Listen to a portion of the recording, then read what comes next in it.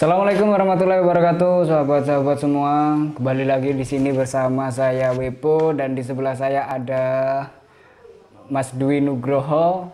Kali ini kami akan membahas tentang social mapping. Ya, jadi dalam membangun sebuah desa, dalam membangun sebuah kampung, melakukan pemberdayaan masyarakat, social mapping itu tentu sangat perlu untuk dilakukan. Betul. Apalagi sebagai seorang yang ingin melakukan perubahan harus paham itu kan yang namanya social mapping, supaya apa yang dicita-citakan, apa yang diharapkan itu bisa tersampaikan dengan baik oleh masyarakat, seperti itu kan. Kalau menurut cara pandang Mas Dwi Nugroho sendiri nih, sebagai orang yang sudah lama berkecimpung di dunia pemberdayaan masyarakat gitu kan, maksud daripada social mapping itu apa kalau menurut Mas Dwi Nugroho ini? Ya, sebenarnya kalau dalam taraf akademis itu lebar sekali ya. Yeah. Tapi kalau saya akan menyederhanakan itu, biasanya kalau kita lihat social mapping itu sendiri adalah sebuah metode visual. Metode visual itu menggambarkan. Jadi kalau orang-orang tuh paham sebenarnya tentang kondisi sosialnya mereka, tapi kemudian mereka nggak paham untuk memvisualisasikan. Dan kemudian itu yang menjadi problematikanya dari pemerintah desa. Ketika mereka ingin melakukan sebuah pemberdayaan desa, mereka nggak tahu tuh bagaimana cara memvisualisasikan. Dan kebanyakan masyarakat juga nggak tahu. Dan di situ nggak ada koordinasi yang intens dari pemerintah desa dan juga masyarakat itu sendiri. Artinya, kalau social mapping ini ada sebuah penggambaran, sebuah realitas sosial atau kondisi sosial masyarakat yang memang masyarakat sudah tahu, tapi masyarakat nggak punya giroh atau nggak punya kekuatan untuk memvisualisasikan. Iya. Kesadaran lah mungkin ya. Kesadaran iya, tapi kemudian taraf pengetahuan yang betul. belum mendukung adanya sebuah social mapping. Seperti itu. Oke. Kalau Mas Dwi Nugroho sendiri sudah berapa lama ini ikut pemberdayaan seperti ini? Kalau pemberdayaan dulu mulai tahun 2017 di Damraman, tapi kemudian off karena ada sebuah kepentingan di Jawa. Melanjutkan studi ya? Iya, studi di Jawa dan akhirnya pulang lagi dan kembali lagi ke Kota Metro untuk melakukan pemberdayaan. Sebenarnya bukan melakukan pemberdayaan, ikut dalam atau berkecimpung dalam sebuah pemberdayaan masyarakat. Karena udah berjalan pemberdayaannya. Selama ikut pemberdayaan nih, khususnya di Kota Metro nih, di Damraman, terus sekarang di Payungi, terus di Bayangi melakukan banyak pengembangan. Menurut Mas Dwi Nugroho nih, apa pentingnya seorang penggerak itu dalam melakukan social mapping untuk masyarakat, untuk desa? Sebenarnya penting sekali untuk melakukan sebuah kajian sosial sebenarnya. Kajian sosial. Karena itu untuk melihat sebuah potensi desa, sebuah realitas yang ada di desa. Misalnya kita melakukan pemberdayaan di desa, atau kita kembali pulang ke desa kita lah. Pasti kita terbentur dengan keadaan sosial yang memang itu tidak kita ketahui. Makanya social mapping ini penting untuk menggambarkan bahwasannya keadaan masyarakatnya seperti ini, sosial masyarakatnya seperti ini, kondisi pendidikannya dan juga kondisi ekonominya seperti ini. Kalau peran yang harus diambil sebagai seorang penggerak dalam social mapping ini apa?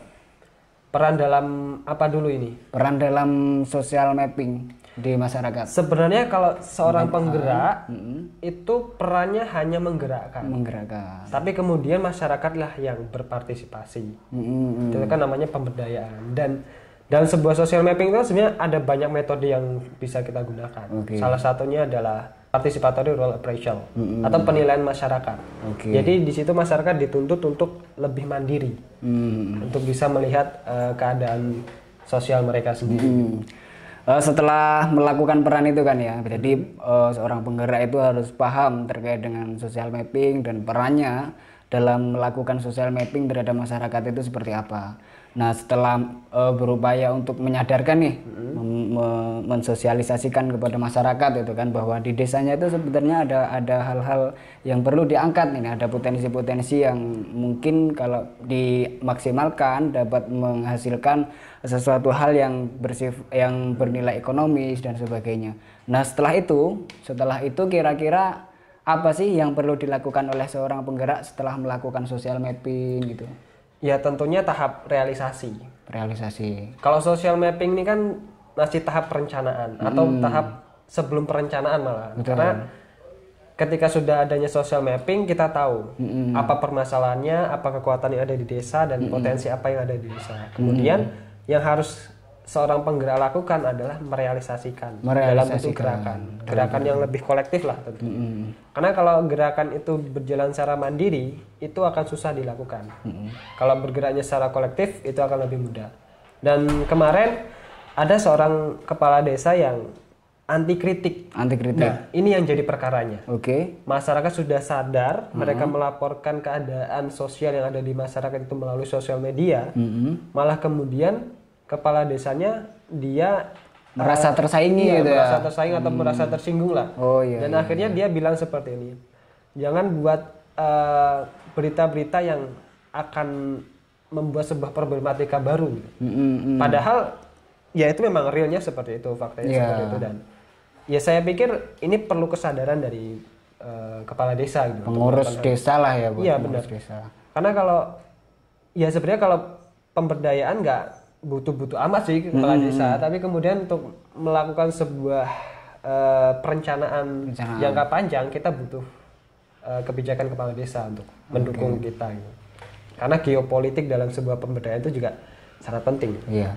Karena memang dalam pemberdayaan itu yang paling susah itu kan menyadarkan masyarakat itu kan. Iya, benar. Kalau pasti ada selalu ada permasalahan. Masyarakat udah sadar, udah mau bergerak bareng-bareng gitu kan. Kadang perangkat desanya itu kan yang susah karena mungkin ada hal-hal yang kurang sesuai atau bagaimana, terus perangkat desanya kurang bisa membuka hati dan sebagainya, atau mungkin perangkat desanya itu sendiri yang kurang dalam pengetahuannya ya. Jadi ketika ada warganya yang ingin melakukan pergerakan perubahan itu justru malah dihalang-halangi atau dipersulit, tidak didukung dengan maksimal. Nah, selama ini contoh social mapping seperti apa yang menurut yang Mas Dwi ketahui, contoh social mapping yang berhasil merubah cara pandang atau pola pikir masyarakat ini? Kalau contohnya kami biasanya ini menggunakan metode PRA. PRA itu seperti apa? PRA itu kita melibatkan masyarakat untuk terjun langsung untuk mendetek apa yang jadi permasalahannya. Jadi kita hanya menggugah atau merangsang pemikiran masyarakat gitu. Dan itu sudah banyak sih sebenarnya sekarang diaplikasikan di banyak desa gitu. Salah satunya ya di Yosomulyo ini. Tapi Yosomulyo dulunya berjalan secara mandiri sih. Bukan menggunakan metode-metode yang kita bilang ini metode ala-ala barat dan ala-ala apalah. Tapi kemudian masyarakat di Yosomulyo ini sudah bisa berjalan secara mandiri. Berarti dalam contoh social mapping itu penggerak itu tidak menawarkan ide kepada masyarakat atau bagaimana? Biar kita hanya memberitahu nih bahwa memberikan contoh lah, tapi kita tidak artinya tidak memaksa masyarakat lah ya untuk masyarakat seperti ini gitu kan. Ya, tapi masyarakat yang berpikir sendiri. Dalam metode PRA ya kita pure melibatkan semua masyarakat. Jadi ide-ide itu sebagai pemantik lah ya kita. Merangsang masyarakat. Karena yang lebih tahu itu ya masyarakat. Kita hanya memberikan gambaran-gambaran ide-ide. Memberikan motivasi gitu kan ya. Betul. Kalau dalam melakukan social mapping itu biasanya cukup satu kali atau harus berulang kali atau bagaimana? Social mapping ini sebenarnya penting dilakukan berulang-ulang. Jadi gini, dalam politik desa pasti kepala desa akan diganti kan ya? Diganti. Per periodenya. Kalau nggak salah 4 kalau nggak 5 tahun gitu. Dan itu bisa berjalan tiga periode sekarang. Dan itu penting dilakukan karena nanti takutnya pergantian kepala desa itu juga mempengaruhi kebijakan kepala desa. Artinya kalaupun nanti kepala desanya ganti, ya bisa jadi nanti kebijakan yang mereka lakukan di masa baktinya dia itu akan berubah di kebijakan yang lurah yang akan datang, lurah yang baru gitu. Dan itu penting dilakukan berulang-ulang. Berulang-ulang ya. Untuk mendeteksi sebuah ide gagasan yang itu akan berkembang luas. Berkembang. Iya. Oke, kalau dalam melakukan social mapping nih, penggerak kita sebagai penggerak nih misalnya dalam melakukan social mapping, apa yang harus kita sesuaikan gitu kan? Yang paling penting kita sesuaikan, apakah kondisi geografi desa kah, apa regulasi desa kah, atau kondisi sosial masyarakat kah, atau apa yang paling penting kita perhatikan dulu dalam melakukan social mapping di sebuah desa ini menurut Mas Dwi ini? Kalau melihat dari teorinya ya, social mapping ya kita pasti lebih intensnya ke kehidupan sosial masyarakat itu sendiri. Karena kalau kita sudah bisa masuk ke sosial masyarakat atau dunia sosial mereka, kita akan lebih mudah melakukan sebuah pemberdayaan atau membedah problematika yang ada di masyarakat. Jadi itu menjadi titik bukan titik pusatnya, titik tumpunya lah.